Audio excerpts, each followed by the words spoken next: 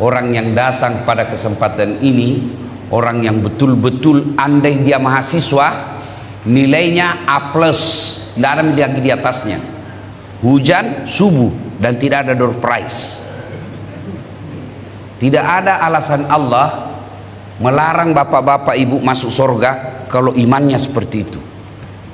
Dan tidak ada alasan Allah memasukkan kita neraka kalau kita punya kualitas salat subuh seperti ini. Hujan, tidak ada door prize-nya, masih datang ke masjid. Apa yang kita harapkan kecuali ridha Allah? Lain kalau kita pegawai negeri, ada Pak Rahmat Masud datang, tentu mau cari muka sama Pak Wali Kota. Nah, kita ini bukan pegawai negeri. Lain kalau misalnya ada acara di sini, ada door prize, payung, setrika, rice cooker, datang pasti mengharap door prize. Tapi hari ini tidak ada, dan kita datang. Apa yang membuat kita datang? Kita ingin mendapat ridha Allah Subhanahu wa taala. Bapak Ibu yang saya muliakan, ketahuilah orang masuk surga di akhirat kelak bukan karena tidak ada dosanya. Kalau orang masuk surga karena tidak ada dosa, tidak ada isinya surga Pak, kecuali Rasulullah Muhammad SAW. Mana ada manusia di sini tidak ada dosanya? Mana? Saya lihat dulu ini. Muka penuh dosa semua ini Pak. Lalu kenapa orang masuk surga? Ditimbang kebaikannya sebelah kanan, timbang keburukannya sebelah kiri, ternyata perbedaannya lebih berat kebaikannya daripada keburukannya, meskipun selisihnya cuma 0,1%. Dan salah satu pemberat timbangan di akhirat kelak inilah sholat subuh, sholat 2 rakaat sebelum kita menunaikan sholat subuh awal waktu. Awal waktu, jangan bapak bangun setengah 7 sholat sunnah dulu baru dia sholat wajib. Itu sudah tidak bisa. Sebab kenapa? Sudah lewat waktunya. Bapak ibu saudara-saudara sekalian, yang kedua, pernah lihat orang diantar jenazahnya? Pernah? Ibu-ibu pernah ngantar jenazah? Bukan lagi pernah, sering. Nabi sampaikan kalau anak cucunya Adam diantar ke kubur, 3 itu yang ngantar ki. Berapa ibu? Berapa yang ngantar ibu kalau orang meninggal kata Nabi? 3. Tapi kata Nabi 2 yang kembali, 1 yang temani kau di dalam. Apa gerangan? Yang pertama harta, yang kedua keluarga, yang ketiga amal. Tapi 2-nya kembali, 1 tinggal. Keluarga dulu, sanak saudara, anak, istri, famili, teman, ngantar semua. Ibu bapak masuk kubur, ada kira-kira mau masuk temani ki? Ada ibu? Suami tak ibu kira-kira mau? Wah, jangankan dia masuk di kubur, duduk saja sampai subuh, tidak ada yang mau Pak. Apalagi mau temani, tidak ada itu. Ibu-ibu, meskipun dia goda kita dulu, kita akan sehidup semati. Kemanapun kau pergi aku akan mengikutimu. Bale-bale kau. Begitu meninggal, ya kawin lagi. Selesai. Mata kanannya menangis, mata kirinya yang mana penggantinya ini.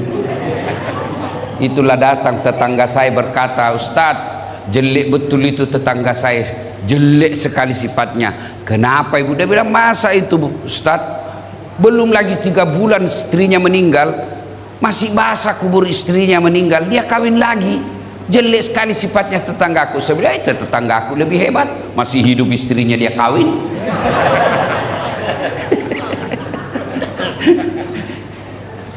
Yang kedua, yang antar kita apa? Harta. Yang banyak mobilnya, keluar semua mobilnya, motornya, karpetnya, payungnya, keluar semua. Begitu masuk kubur, ada harta yang ikut masuk?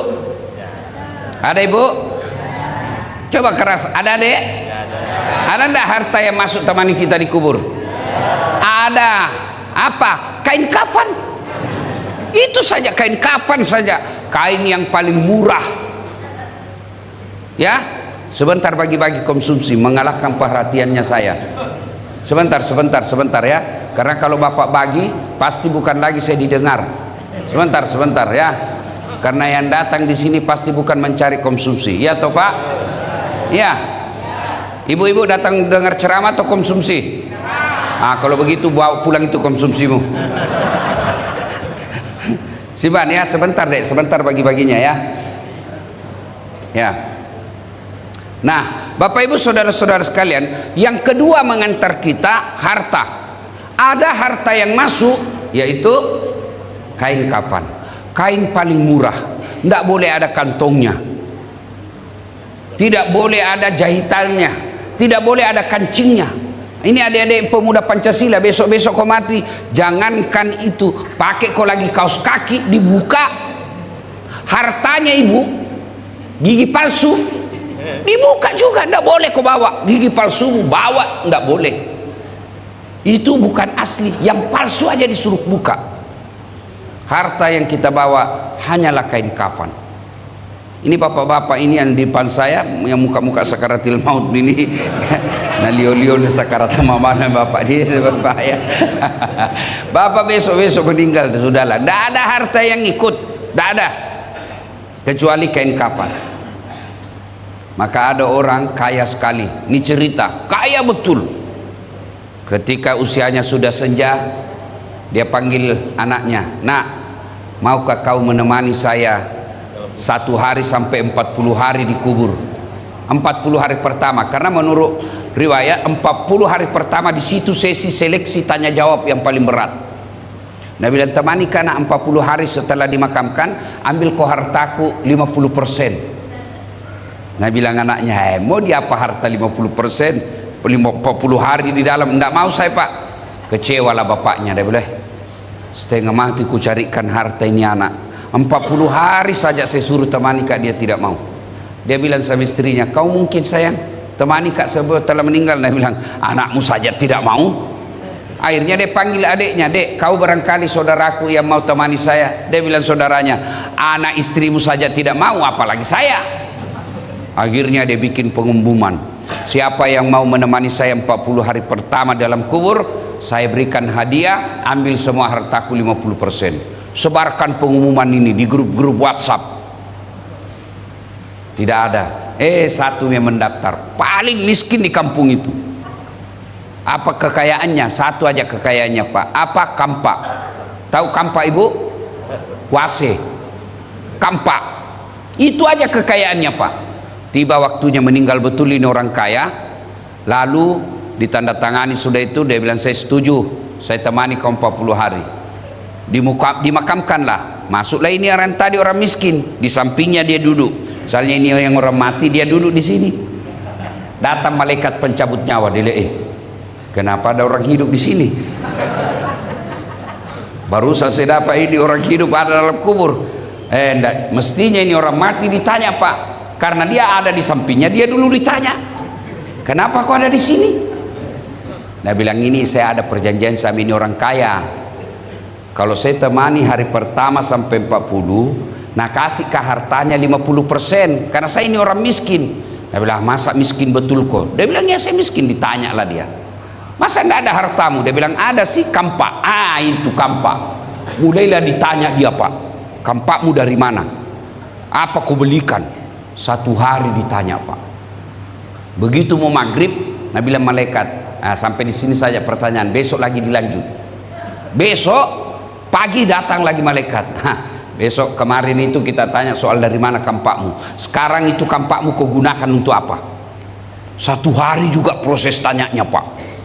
Ini balik ini, dipakai ini, pakai ini. Maghrib besok lagi dilanjut. Hari ketiga datang lagi malaikat, pohon-pohon apa yang kau tebang? Ditanya lagi 1 hari, besok lagi, begitu seterusnya. Di hari ke-40 datang malaikat, belum ditanya dia lompat naik ke atas, bertepuk tangan semua orang, hebat, dapat maku harta, dapat mi harta ini, ambillah 50%. Apa dia bilang tukang kampak? Apa 50%? Tidak mau saya, ini saja kampak 40 hari saya ditanya. Dengar ini adik-adik pemuda Pancasila. Itu baru kampak, bagaimana kalau ada mobilmu? semua itu. Maka bapak-bapak yang punya harta banyak, bukan hartanya yang dia akan masalah, yang jadi masalah pertanyaan soal harta itu. Bapak-bapak yang pedagang akan ditanya bagaimana caramu berdagang. Jangan sampai katakan baru padahal sudah tua. Allah halalkan jual beli, wa ahallallahu bai'a wa harramar riba. Allah halalkan jual beli, tapi Allah haramkan riba. Salah satu model riba itu, dosanya yang paling kecil namanya riba, kau perkosa ibu kandungmu. Itu yang paling ringan dosanya. Mana itu riba? Misalnya jual langsat. Manis enggak ini? Manis. Padahal kecut. Ada caranya Pak. Kalau pergi penjual langsat, ada caranya saya kasih. Manis ini dek. Manis Ustaz. Aduh, sayang. Padahal saya cari yang kecut karena istriku ngidam. Langsung dia bilang, oh dicampur gini Pak Ustaz. Ada Pak. Bapak saudara-saudara sekalian, yang ketiga yang mengantar kita tadi harta, dua keluarga, yang ketiga amal. Masuklah kita. Inilah yang setia, yang akan menemani kita di alam kubur. Cuma amal itu ada dua, amal kebaikan, amal keburukan. Masuk, pulanglah pengantar. Kata Nabi, masih terdengar suara kakinya yang terakhir kembali dari pemakaman, masih kedengar kakinya, sudah datang malaikat. Dia akan menyodorkan pertanyaan. Tapi bapak-bapak yang rajin sholat, seperti datang subuh seperti ini, dan dia hampir 5 waktu selalu ada di masjid, tidak usah cemas Pak. Bukan bapak yang akan jawab pertanyaannya malaikat. Siapa yang akan jawab? Sholatnya. Begitu malaikat, ini orang yang baik sholatnya, yang tidak baik sholatnya, datang malaikat. Oh, dia sudah pakai godam. Godamnya itu malaikat, kata Nabi, 7 kali beratnya dunia dan isinya baru sama. Nah putar nih, sudah lama kau kutunggu. Kau yang paling banyak ceritamu itu di deker. Kau yang paling banyak ceritamu warung kopi. Mulai dia lagi tanya, Marabuka, siapa Tuhanmu? Kaget dia, langsung dia bilang, tunggu dulu, orang baru datang ini, kasih kita dulu space beristirahat. Ini orang tipe-tipe yang suka berdebat. Ini tipe-tipe orang suka debat, biar malaikat mau dia debat. Ditanya lagi, Marabuka, siapa Tuhanmu? Kaget, langsung dia bilang, ketuhanan yang Maha Esa. Langsung di blender. Ini kalau baik sholatnya, tidak baik sholatnya. Dan ketahuilah ketika selesai, datanglah seorang utusan, ada utusan. Lalu orang ini yang dikubur ini kaget, dan dia berkata, Man anta, siapa kamu? Dia bilang, sayalah sholatmu ini yang kau lalaikan waktu kau hidup. Untuk apa kau datang di sini? Allah perintahkan menyiksa kamu sampai hari kiamat. Yang menurut kitab Durratun Nasihin, ini adalah ular, ekornya cuma 1, kepalanya tidak bisa dihitung. Apa tugasnya? Dia lilit orang yang ada ini, yang tidak sholat sampai hari kiamat. Nenek kita yang meninggal 50 tahun yang lalu, orang-orang yang dijajah zaman Belanda, zaman Jepang 100 tahun yang lalu meninggal, sampai sekarang belum masuk surga, sampai sekarang belum ada misinya neraka. Mereka menunggu di kubur. Kalau baik sholatnya, aman dia dikubur. Itu tadi yang tidak baik sholatnya. Tapi kalau beres sholatnya, begitu malaikat katakan, Marabuka, siapa Tuhanmu? Dia sholatnya berkata, Das'at, mundur kamu, mundur. Saya yang jaga kamu sekarang. Waktu kau hidup kau rajin jaga saya, saatnya kembali saya yang jaga kamu. Marabuka, siapa Tuhanmu? Sholatnya menjawab, Allahu Akbar. Mungkar giling kepala. Jago ini, barusan saya dapat, hebat ini. Ditanya lagi, Man nabiyuka, siapa nabimu? Sholatnya menjawab lagi, Ashadu an la ilaha illallah wa ashadu anna Muhammadar Rasulullah. Malaikat mungkar makin muka, luar biasa, anak pasar baru ini. Akhirnya dia bilang nakir, mungkar, kir. Kau yang nakir, kau yang maju. Kata malaikat nakir, Saya kan cuma wakil, kau ajak menyerah, apalagi saya. Jadi bagaimana? Sudah, kita naik lapor kepada Allah. Dia tidak lanjutkan pertanyaan 3, 4, 5. Dia naik merapor. Ya Allah, ada hambamu wafat, saya tanya marrabuka, dia jawab Allahu Akbar. Allah berfirman, oh itu orang baik solatnya. Karena dia baik solatnya, tidurkan seperti nikmatnya tidur pengantin baru. Masya Allah. Bapak-bapak masih ingat waktu pengantin baru? Masih ingat toh? Begitu enaknya itu pengantin baru, selalu kita mau ulang. Atau bapak sudah lupa? Maka saudara-saudara sekalian, inilah pentingnya kita pelihara solat. Kenapa? Dia adalah seleksi awal, pemberkasan pertama yang akan diperiksa untuk mengikuti lanjutannya. Sistem gugur. Bapak kalau tes adik-adik tentara kan, ada yang mau mendaftar polisi, ada kan namanya sistem gugur. Begitu tahap pertama seleksi berkas, berkas tidak lolos, biar fisikmu hebat, biar jago berenang, biar jago lari, biar jago menyelam, tapi kalau berkasmu tidak memenuhi syarat, gugur. Begitu sholat. Sholat dulu diperiksa. Kalau sholatnya baik, amalnya yang lain diperiksa. Kalau sholatnya tidak beres, semua amalnya batal. Maka keliru ketika ada orang berkata, tidak penting sholat, yang paling penting hatimu dong. Biar kau tidak sholat, ini saja, hatimu saja kau jaga. Berdiri anak muda dan saya setuju ini bapak ini, karena dia juga tidak sholat. Kalau ada orang bilang yang penting hatimu baik, tanya siapa nabinya. Nabi Muhammad lah itu orang paling baik hatinya, Nabi Muhammad lah itu paling baik akhlaknya, tapi beliau tetap sholat 5 waktu. Sholat. Tidak ada alasan bagi mereka selamat, bagi mereka yang tidak sholat. Kenapa Ustadz? Karena puncak penghambaan kepada Allah itulah sholat. Maksudnya apa Ustadz? Bapak-bapak bayar zakat fitrah, boleh enggak sambil nyanyi? Boleh. Bapak sambil bayar zakat, Pak Ustadz, ini zakatku, darah muda, darahnya pada mana uangku ini yang boleh sah bayar zakat sambil lagi. Bapak puasa sambil dagang, boleh enggak? Nunggu buka puasa sambil dagang, boleh sah puasamu. Lagi ngaji-ngaji nunggu buka puasa, tiba-tiba Haji berapa minyak gas? Sudah 35.000, sah boleh. Tapi sholat boleh tidak ada kegiatan lain? Allahu Akbar. Bila kamu di sisiku. Wah, orang gila ini Pak. Iya. Ketika lagi sholat, Allahu Akbar, ruku, tiba-tiba Haji berapa gas? Tunggu sebentar ya, saya sholat. Batal. Itulah kenapa sholat, karena puncak penghambaan kepada Allah. Sehingga orang yang baik sholatnya baik. Inna sholata tanha anil fasah wal munkar. Sholat itu mencegah kalian dari perbuatan keji dan mungkar. Apa perbuatan sifat yang paling pertama dilakukan hamba makhluk kepada Allah? Bukan zina, bukan zirik, apa? Sombong. Jin disuruh sujud kepada Nabi Adam. Jin, sujud kau, ini makhlukku paling mulia, Adam, manusia.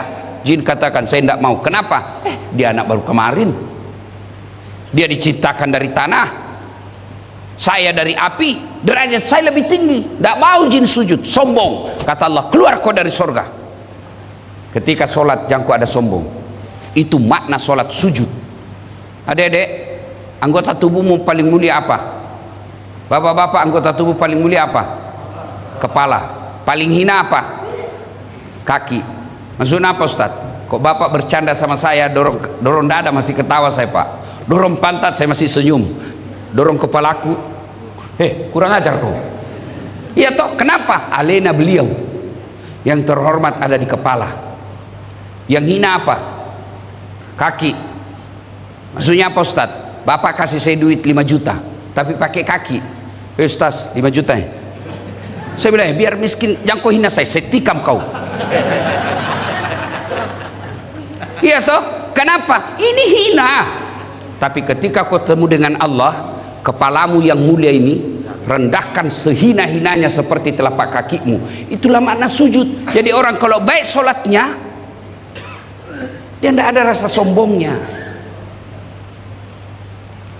Tapi kok ada orang sholat masih petantang petenteng, masih sombong, baru caleg, wadah deh, kayak dia sudah punya pasar. Baru anggota DPR, sombongnya minta ampun. Ada wakil rakyat begitu kan, kalau dia jalan warung kopi kayak dia sudah tidak injak tanah, padahal dia cuma wakil rakyat. Ibu-ibu, saya mau tanya adik-adik nih, mana lebih tinggi posisinya wali kota dengan wakil wali kota? Mana lebih tinggi posisinya Pak? Wali kota. Kapolda dengan wakil Kapolda, mana lebih tinggi posisinya? Iya. Presiden dan wakil presiden, mana lebih tinggi? Iya. Ini rakyat, dia cuma wakil. Nah, kau cuma wakil dari kami, kenapa kau mau sombong? Anggota DPR saja tidak boleh sombong, apalagi kau yang pengangguran. Sombong kepada manusia saja Allah celah, sombong kepada sama makhluk Allah tidak suka, apalagi sombong kepada Allah. Dan orang yang puncak kesombongannya kepada Allah, dialah orang yang tidak mau sujud. Yang kedua, orang yang sombong di hadapan Allah, orang yang tidak mau berdoa. Maka adik-adik sekalian, Bapak Ibu, selesai sholat doalah meskipun sedikit saja. Karena dalam hadits qudsi Allah jelaskan, siapa yang tidak mau berdoa dialah orang sombong, dan orang sombong tidak layak hidup di kolong langitku. Keluar kau dari langitku. Itulah orang yang tidak mau berdoa. Dan berdoa itu Bapak tidak harus sama imam. Imam juga kalau berdoa kasih dengar jamaah dan baca doa yang umumnya orang hafal. Ada juga kita imam tidak tahu apa dia minta, kita tidak dengar, kita di belakang sangka baik saja, amin amin amin amin amin. Apa kau minta, kasih dengar juga kita. Siapa tahu ini anak muda yang bujang minta doa, namanya bujang, dia minta, ya Allah, dalam kecil itu, ya Allah berikanlah kami jodoh. Dia bilang bapak di belakang, amin. Istrinya juga di bapak bilang di belakang, amin.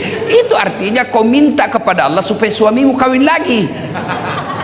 Maka berdoa, usahakan Pak Imam doanya keraskan, dan tidak mesti bahasa Arab. Tidak mesti bahasa Arab, boleh bahasa Bugis, boleh bahasa Banjar, boleh bahasa Jawa, bahkan boleh tidak ada bahasa, pakai bahasa isyarat saja boleh.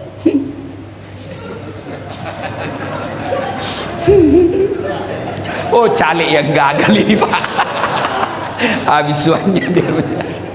Baik Bapak Ibu, saudara-saudara sekalian. Itu pertama, sholat alam kubur. Pertama yang akan ditanya, sholat. Kalau beres sholatmu aman. Kalau tidak ada sholatmu mati maku, tidak ada gunanya Pak. Nah, jangan pernah berasa Bapak bisa selamat kalau tidak sholat. Itulah makna inna sholata tanha anil fahsya wal munkar, as-sholatu imanuddin, as-sholatu miftahul jannah. Ya. Nah, masuk kubur sudah sholat baik, sambil menunggu hari kiamat, kata Nabi, 3 amalmu yang bisa terus kau nikmati. Ibu-ibu, bu, halo ibu, kalau ibu merantau ke Balikpapan dari Jawa, ternyata di Balikpapan kada nyaman, tidak enak, ada pilihan enggak ibu? Ada pilihan? Ada. Bulik lagi ke Jawa, mangan orang mangan, yang penting ngumpul. Iya toh? Dari Sulawesi merantau ke Balikpapan, ternyata di sini tidak nyaman, dia rasa cari nafkah. Ada pilihan? Ada, pulang lagi ke Sulawesi. Iya toh? Ada caleg gagal, ada pilihan? Ada, ikut lagi 5 tahun yang akan datang. Itu Prabowo kan 3 kali baru menang. Iya toh? Ada pegawai negeri tidak disuka sama wali kotanya, tidak disenangi sama gubernurnya, ada pilihan? Ada, pensiun dini, berhenti jadi pegawai. Lihat udah banyak kentu-kentu saya, tidak ada urusan, dia bukan lagi bos kita. Iya toh? Bapak-bapak, ibu-ibu, suami kurang ajar, kasar, tidak mau ngasih nafkah, ada pilihan? Ada. Pulangkan saja aku pada ibuku atau ayahku, lihatlah tanda merah di pipi, bekas tampar tanganmu. Iya toh, ibu hafal karena ibu sudah tua memang. Ini lagu-lagu zaman dulu toh. Saya sudah tua memang. Bapak-bapak, istri cerewet, malas masak, ngabisin duit aja kerjanya, ndak ngurus sana, ada pilihan Pak? Ada. Kalau ibu-ibu tadi cuma satu pilihannya, kalau bapak dua pilihan. Satu, ceraikan, dua tambah jadi dua.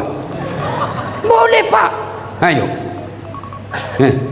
Menderita di dunia, maknanya menderita di dunia masih ada pilihan. Tapi kalau dikubur ada pilihan.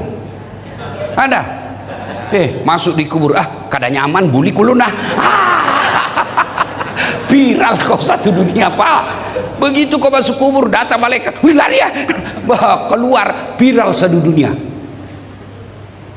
Itulah solat pentingnya. Pelihara solat. Bapak-bapak, lebih baik memelihara 2 ekor kambing, 4 ekor kambing di rumah daripada satu manusia anakmu yang tidak solat. Saya ulang, lebih baik bapak memelihara 4 ekor kambing di rumah daripada satu anakmu di rumahmu tidak pernah sholat. Itulah yang meruntuhkan agamamu di rumah.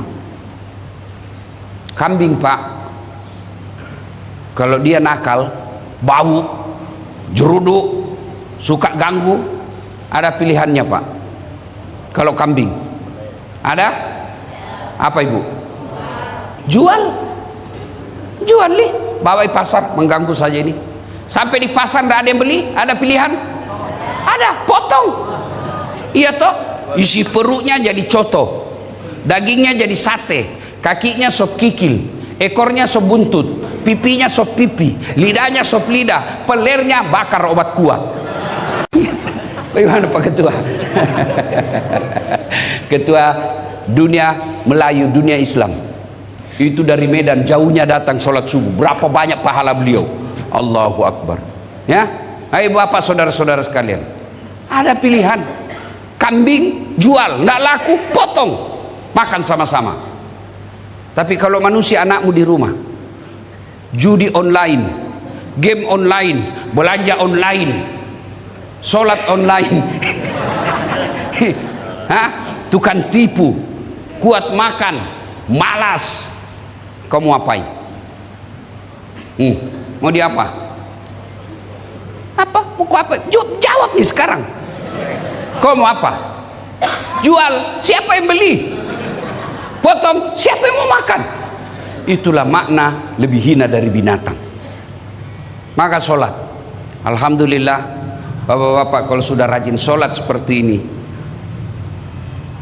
tidak usah cemas, insya Allah Allah akan berikan keselamatan alam kubur. Nah, setelah itu maka 3 yang menolong kita. 1, anak yang soleh dan soleha. Tidaklah dijelaskan oleh Nabi anakmu yang jadi kepala dinas, anakmu yang jadi wali kota, anakmu yang jadi gubernur, anakmu yang dokter. Tidak, anak yang soleh dan soleha. Bapak-bapak yang saya hormati, anaknya bapak bisa tidak jadi tentara dan polisi, tidak pernah daftar akpol atau akmil? Bisa tidak jadi tentara? Tidak mungkin. Ibu-ibu, bisa ndak anak kita jadi anggota DPR tidak pernah caleg? Bisa ndak? Bisa, bawa sendiri kursi duduk di pekarangan. Jadi orang gila. Ya toh? Ya. Bisa ndak ibu-ibu anaknya, bapak-bapak? Bisa ndak anaknya bapak jadi dokter tidak pernah kuliah fakultas kedokteran? Tidak mungkin toh? Bisa ndak anak kita jadi insinyur tidak pernah kuliah di teknik? Tidak mungkin. Tapi bisa ndak anak bapak soleh dan soleha meskipun tidak jadi polisi dan tentara? Bisa. Bisa ndak anak kita jadi soleh dan soleha meskipun tidak dokter? Bisa. Lalu kenapa kita rasanya lebih senang anak kita jadi dokter, jadi tentara, polisi, jadi anggota DPR, dan tidak pernah risau meskipun dia tidak sholat? Tidak ada gunanya anakmu anggota DPR kalau dia tidak pernah sholat, karena DPR-nya dia tidak akan bawa masukkan kubur. Tidak ada anakmu jadi dokter yang kau bayar sampai puluhan juta menyogok supaya lulus, lalu anakmu itu dokter yang tidak pernah sholat. Meskipun anak kita pengangguran atau kerjanya cuma jual-jual sayur di pasar, tapi 5 waktunya lengkap di masjid, itulah yang akan menolongmu nanti di kubur. Bapak Ibu, terutama kita yang sudah tua, mau tiap masa depan Bapak di kubur, mau tahu masa depan Bapak di kubur, lihat anakmu sekarang. Lihat anakmu sekarang. Kalau anakmu tidak pernah kau dapati pergi pengajian, anakmu tidak pernah kau lihat ke masjid berjamaah, bakal sengsaralah hidup kita di kubur nanti. Maka bapak-bapak yang punya anak, dorong anak ke masjid. Beliau juga ketua BKPRMI, ketua umum pemuda remaja masjid se-Indonesia. Adik-adik, ini yang ceramah sekarang tidak pernah mondok, tidak pernah pesantren. Coba bandingkan ustadz, sebut kau ustadz kondang sekarang di Indonesia. Sebut. Guru kita Ustadz Abdul Somad dari Mesir, guru kita Adi Hidayat dari Libya, guru kita Haddan Antaki dari Mesir semua. Dasat Latif dari Unhas, Sospol. Kok bisa jadi ustadz? Saya pikir-pikir salah satu sebabnya Allah pelihara saya, rumah saya tempat tinggal selalu dekat dari masjid.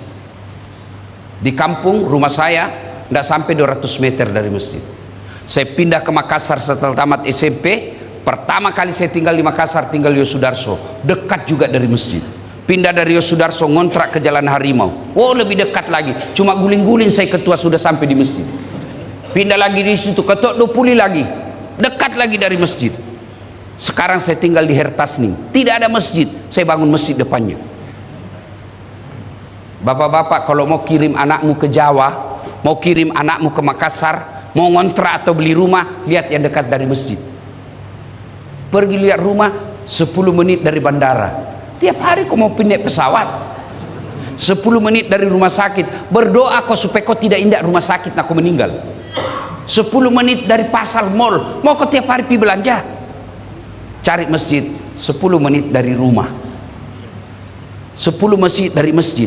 Ada anak muda dia bisa lari berkilo-kilometer, ada orang tua dia boleh naik sepeda sampai puluhan kilometer. Rumahnya dari masjid dalam kompleks tidak pernah dikunjungi. Kalau ada anakmu begitu, bakal sengsara lah kau di alam kubur. Anak yang soleh dan soleha.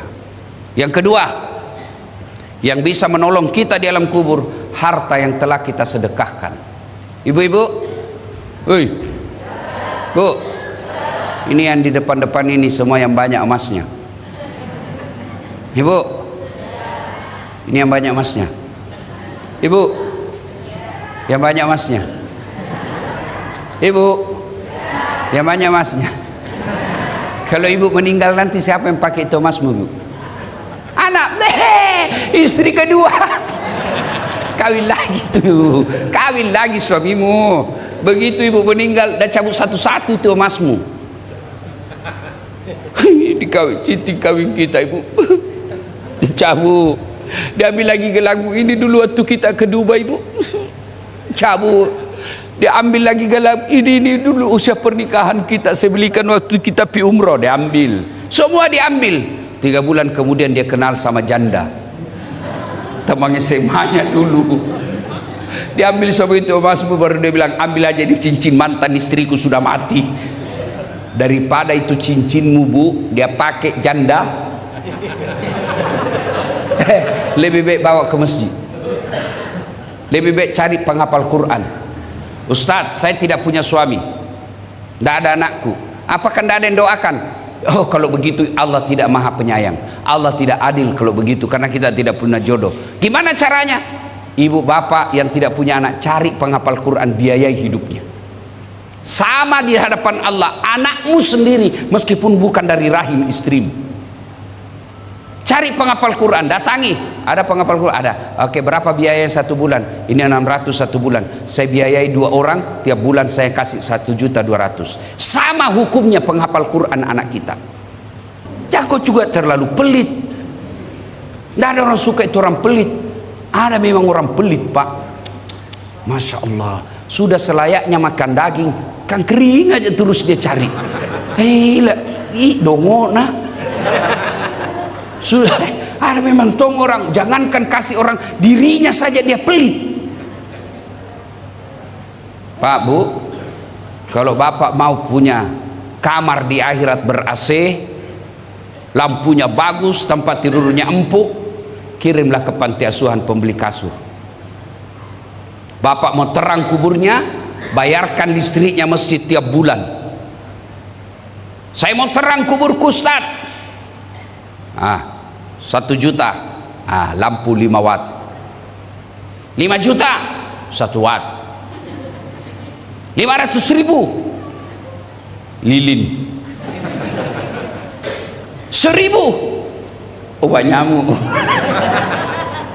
Oh, surga 1.000. Memangnya nenekmu punya surga? Celengan saja, Pak. Lihat, coba mau lihat sepelitnya orang Islam. Lihat itu celengan kalau lewat. Pas lewat depan kita pura-pura cerita. Lewat ayat. Ada orang pelit betul, Pak. Lewat celengan, dia tarik dompetnya. Dia lihat, anak muda di belakangnya banyak mau diambil ini. Oh, ternyata dia cari yang paling kecil. Si masuk 2.000. Sudah masuk, tiba-tiba ditepuk pundaknya dari belakang. Anak muda, Haji, kasih 100.000. Dia lihat, masih muda 100.000. Masuk, dia kasih masuk celengan. Pas masuk celengan, ini anak muda bilang, itu hanya bapak yang jatuh tadi. Begitu pelitnya di orang, dia datangi takmir masjid, dia bilang ada orang 100.000 salah masuk ini. Begini mau masuk surga, nenekmu punya surga. Kencing aja di Makassar itu, Pak, 2.000 baru kelar. Itu ada di terminal Daya, kan ditulis air besar 1.000, air kecil 500. Saya masuk air besar, sudah saya kasih uang 1.000. Ini dek, kenapa 1.000 Ustaz? Air besar. Dia bilang, pasti Ustaz kencing juga. Saya kasih lah uang 2.000, kan kencing sama saya. Ini 2.000, 1.500 kan, mana uangku 500. Kembalinya dia bilang, tidak ada uang kecil Ustaz. Masih ada uang saya. Dia bilang, Ustaz masuk lagi kencing. Itu surga 2.000. Ya, sedekahlah. Ibu-ibu yang tidak bisa sedekah semen ke masjid, sedekahlah dengan nasi bungkus. Mulai Jumat akan datang, kirim nasi bungkus, 2 bungkus saja setiap Jumat. Selesai itu Bapak Ibu berdoa, ya Allah tambahkan rezekiku, mudah-mudahan Jumat depan bisa 5 bungkus. Itulah harta ibu yang tidak bisa diambil orang. Bapak-bapak, sedekahlah. Itulah yang akan melindungi kita nanti di kubur. Anak yang soleh, harta yang telah kita sedekahkan. Yang ketiga adalah ilmu yang bermanfaat. Saya mau jadi dapat ilmu ini Ustaz, saya bukan penceramah. Gampang. Begitu dapat potongan-potongan video dari guru-guru kita, sebar. Bapak Ibu tiba-tiba di grup WhatsApp dapat ceramahnya Nasihat Latif, sebar. Bapak punya grup 10, satu grup 20 orang di dalam, berarti 200. Di 200 orang kita sebar, masa sih tidak ada satupun yang mengamalkannya? Selama orang itu mengamalkan ilmu yang kita sebar tadi, itulah yang akan menerangi alam kubur kita, meskipun kita bukan mubalik. Begitu sebaliknya, Bapak di grup mendapat video-video porno, meskipun canda, itu paling banyak ceramah saya diplesetkan, dilihat, dosa. Tidak dilihat, barang bagus. Oh, ini paling banyak dipotong-potong gambarnya, perempuan seksi yang mana lewat dilihat, dosa. Tidak dilihat, barang bagus. Ya, jangan sampai menyebarkan konten-konten yang ada fitnah di dalamnya, ada dosa, karena akan menjadi dosa jariah. Bapak Ibu saudara-saudara sekalian, inilah 3 amal yang bisa menolong kita, dan pasti kullu nafsin sa'iqatil maut, semua yang hidup pasti mati. Ada baru-baru saya ceramah di Jakarta, kejadian betul. Jam 9.10 menit masih ada di grup, 9 malam lewat Masih ada di grup postingannya membahas tentang kabinet menteri. Tidak sampai 30 menit masuk lagi. Innalillahi wa inna ilaihi rajiun. Siapa yang meninggal? Yang tadi posting terakhir. Sering kita lihat begitu. Masa meninggal? Iya. Meninggal? Masa? Saya masih ketemu di pasar minggu lalu. Meninggal? Masa sih? Masih ada warung kopi 2 hari yang lalu. Bagaimana kalau kita yang tiba-tiba meninggal dan tidak punya bekal? Kematian bukan nomor urut. Kalau kematian nomor urut berdasarkan umur, yang tua-tua dulu di depan saya ini yang duluan.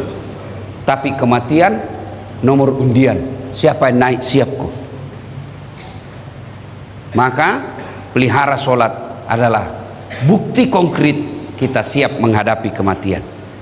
Demikian, mudah-mudahan ada manfaat. Saya tidak tahu apa ada tanya jawab atau tidak. Kalau ada silahkan, saya persilahkan. Tidak ada?